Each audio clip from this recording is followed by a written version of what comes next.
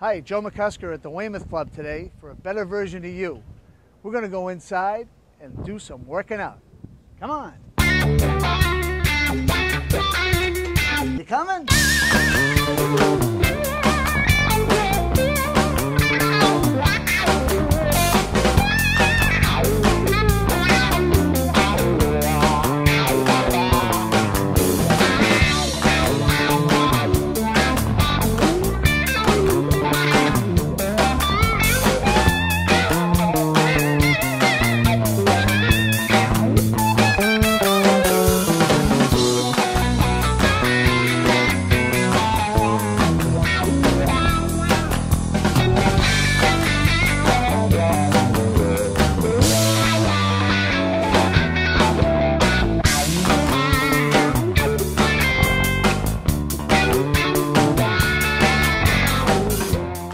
Depending on your level of fitness, you should be able to work in some type of push-up. Again, about 15 to 20 repetitions.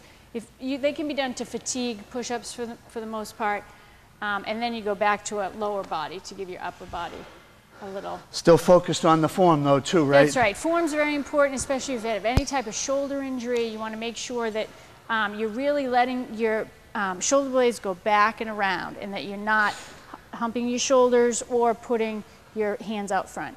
All right, so keep the form in mind. All right, so next we're actually going to stay standing and we'll go to lunges. So another lower body exercise, pulling in all the muscles in your body. Core, lower body, everything we talked about in the squat, but a little bit more balance involved here. And balance is a big thing to really get a hold of too. So what you want to do is we'll just do them with our hands on our hips now. You're going to step out, and you're going to drop both knees. You're going to bend at both knees. And what you see here are two right angles in the legs. That's what you want to do before you come back up to standing. You can really feel this standing quickly. Position.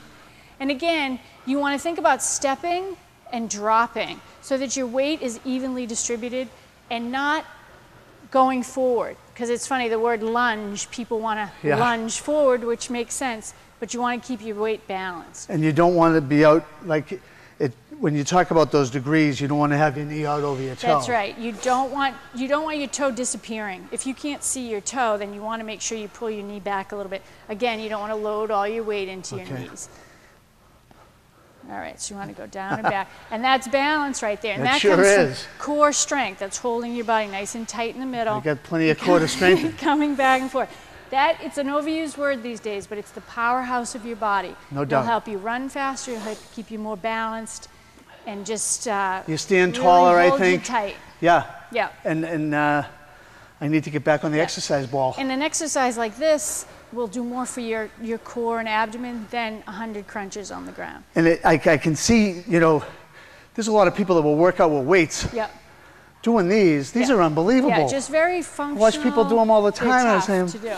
They're walking up and down the gym. I'm like, what's the big deal with that? Right. Oh. But overall, your overall physical fitness level is heavier than just having big pumped up muscles all the time. If you can't do anything in everyday life and be functional, then just have big muscles really doesn't get you too far. I mean, it's good. It's better than nothing. Yeah, makes you wicked cool. But as you get older, these exercises will keep you just more active and pain-free and that kind of thing. And I really appreciate that point, Mary, because I mean now I'm you know, speaking personally, I'm a 50-year-old man. I want to keep being able to be active. And you don't want to get hurt. You know? Right. Either. I don't need to load up a huge amount of weight. Look at me in the gym. Yeah.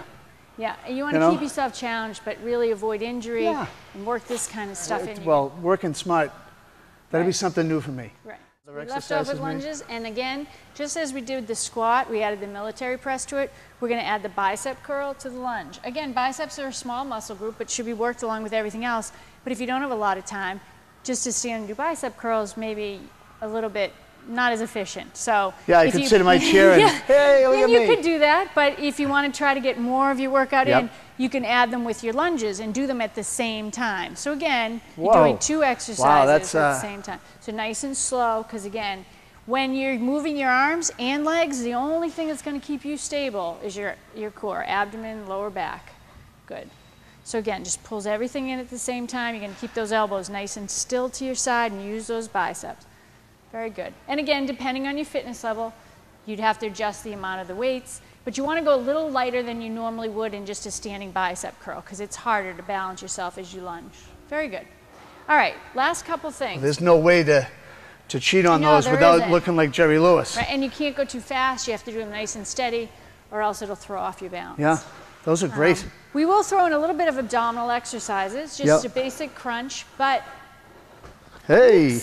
Slippery. At the skating rink, all right? But again, if you don't have a lot of time, sit-ups and crunches, believe it or not, are one thing that I would say skip. If you're doing all of this functional training with squats and lunges and adding moves, you're working your core at the same time. Yep. And really, everyone that wants that nice sculpted stomach, guess what? It really doesn't come from crunches on the ground. Just probably a big news flash to a lot of people. It comes from good diet, what you're eating, cardiovascular activity to help you burn the fat. And then once you have all the fat off and you're down to a nice lean muscle mass, then you can work on how to actually sculpt those muscles. So more important to work on core exercises that hold your body nice and tight than actually getting those six-pack abs. Yeah. But we'll show you a few. So you don't get a six-pack ab with the six-pack. No, exactly not. So what we'll do is we'll have your feet in the air with your ankles crossed, and you're going to bring your knees in a little bit. And we're going to do what we call a double crunch, which is going to bring in the whole abdominal sheath. So you can put hands right to the sides of your head, and you're pulling your chest and thighs in together at the same time, slightly unfolding, and then pulling in again. So your legs are going to go out a little bit, and both ends coming up and in. That's it. Unfold, up and in. And you want to exhale as you come up. Right, don't hold your breath. You're going to do those. What you could do is about 10 of these, and then on this one we're going to hold it, and we're going to squeeze as tight as we can. You can come to about 10 there if you're on your own, and then go into another set where you release and come up and crunch. And this way it's very controlled. You're not stressing your neck too much or pulling to come all the way up, just working that abdominal sheath and holding. So I would keep a very simple abdominal exercise in if you feel like you want to do those. But if you don't have a lot of time, I would say, you know, do these other exercises that pull in all those core and abdominal muscles. Yep. And save those for at night when you're watching TV. You can get down on the floor and do those. Yeah, I could see that. Now, like leg lifts. You can do that. Like that. You want to be careful with the lower back on these if you have any type of lower back problems. You don't want to strain. But you could do those. I would say keep your kick fairly high and go down, and just keep it very slow and steady, and don't pull on the lower back. Like anything, we're always going to check with our physician. Exactly. And if you do have weak abdominal core muscles, the last thing you want to do is something too challenging to strengthen them. Right. Because what happens is the lower back will compensate and end up getting pulled and hurt. No, you could do something like I would be just be careful. Any type of straight-legged exercises, if you have weakness in the abdominal area, is going to pull your lower back right up and off. Okay. You're going to arch your abs out, counterproductive to what you want to do, to tuck them in, and you might strain your lower back. So just be careful. This is what happens when you have a trained professional. Yeah, just be careful. Those are advanced moves. Okay. But just be careful with those. And then the very last thing I'll show you, we've pulled in now all the lower body muscles. Yep. We've done chest and back and shoulders just by doing our push-ups. We've worked in a little shoulders and biceps. And now a little bit more for the tricep. Done on any solid coffee table or chair at home or at the gym. And you want to go down and back. Elbows coming straight back and not dipping lower. That's a little bit too low. Come up right about there. You don't want your shoulders to go below elbow level because, again, pulling on the rotator cuff, you're squeezing. That's probably why my shoulder hurts. Yep, and you want to squeeze and come up and squeeze the back of those arms. Very good. Keep that back nice and close to the bench. So two major things. You can sit right there. That's fine. With dips, commonly done in the gym, that makes me cringe because I think that those rotator cuffs are just tearing, is when people come too far away from the bench because it puts a lot of torque on that shoulder as opposed to the tricep, or if you're doing it on a dip bar, and you see a lot of men doing this, is going too low and heavily weighted. Sometimes they put the weight and going much too low and coming up and pressing. And really, the minute your shoulders go below your elbow, you're pulling on your shoulder and your triceps taken out of it. So you want to go level with shoulder and elbow, push straight up and squeeze behind for the tricep.